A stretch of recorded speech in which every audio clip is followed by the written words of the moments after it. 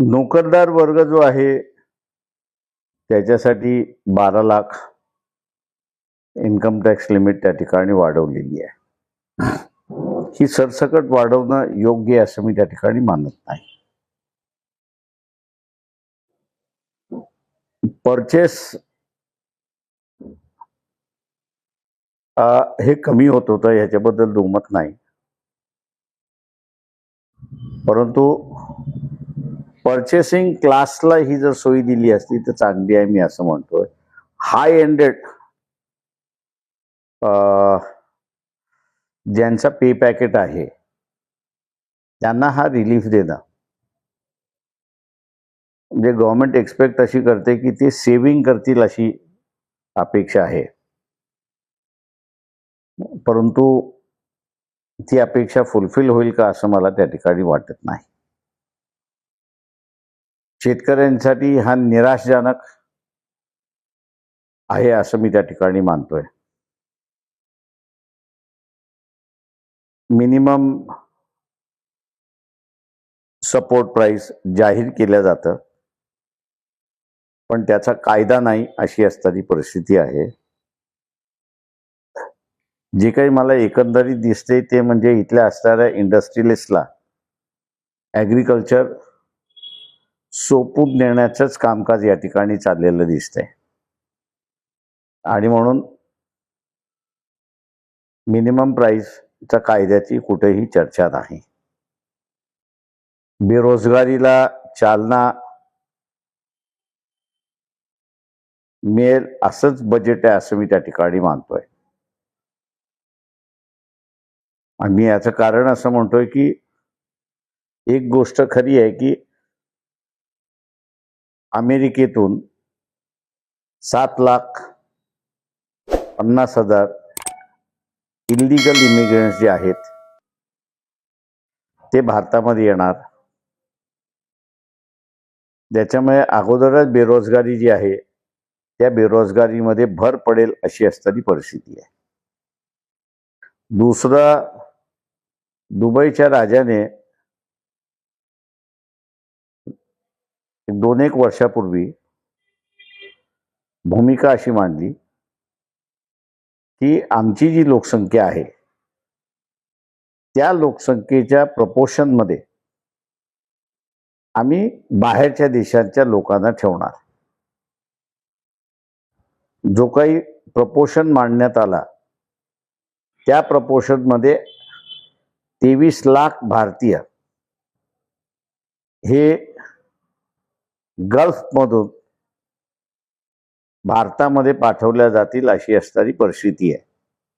तेव्हा 23 लाख आणि 7.5 लाख हा जर आपण हिशेब बघितला तर 31 लाख बेरोजगार यांची भर त्या ठिकाणी होणार आहे. आणि बजेटमध्ये या बेरोजगारीसाठी कुठेच प्रावधान नाही अशी असणारी परिस्थिती आहे. चौथा महत्वाचा मुद्दा जो आहे ती म्हणजे कुशनिंग जे पाहिजे होतं ते कुशनिंग काही त्या ठिकाणी दिसत नाहीये.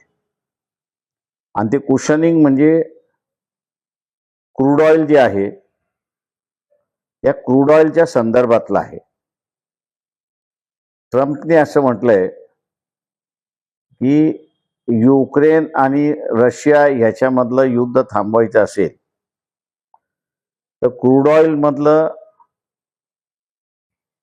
प्राइस जे आहे ते $7 आतमध्ये राहिलं पाहिजे अशी असणारी परिस्थिती आहे. आणि म्हणून त्यांनी अमेरिका जी आता क्रूड ऑइलसाठी कॅनडा आणि व्हेनेझुएलावरती जे अवलंबून आहे, मेक्सिकोवरती जे अवलंबून आहे ती अवलंबन करण्यापेक्षा त्यांनी पुन्हा अमेरिकेत या, ड्रिल करा, ऑइल काढा आणि तेच वापरा अशी असणारी परिस्थिती त्यांनी केलेली आहे. म्हणजे एक कम्फर्टेबल पोझिशन जी भारताकडे होती की रशियाचं क्रूड ऑइल आपण असणारा युरोपियन कंट्रीजमध्ये विकत होतो आणि त्याच्यातून जे कुशनिंग मिळत होतं बजेटसाठी तो आता राहिला नाही अशी असणारी परिस्थिती आहे. आणि म्हणून भारतीय अर्थव्यवस्था ही येत्या 3-4 महिन्यामध्ये तितर-बितर होण्याची शक्यता अधिक आहे असं मी त्या ठिकाणी मानतोय. सोनं आपण पाहिले भाव वाढत चालले. कडधान्याचा रेट सुद्धा त्याच पद्धतीने वाढत जाणार आहे. आणि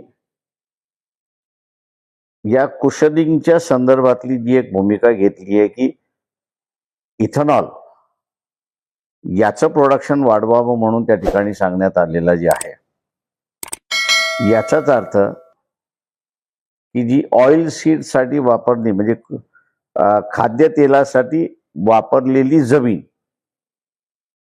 ही आता उसाखाली अधिक येण्याची असणारी शक्यता आहे. आणि खाद्यतेलाचा शॉर्टेज होण्याची असणारी पॉसिबिलिटी असं मी त्या ठिकाणी मानतोय. त्याच्याच बरोबर ज्या वर्गासाठी आम्ही लढतोय, SC ST साठी आम्ही जे लढतोय, त्यांचं बजेट कमी केले अशी असणारी परिस्थिती आहे. आणि म्हणून तोंडदेखलेपणा आदिवासी आणि दलितांसाठी वापरला जातोय असा भाग त्या ठिकाणी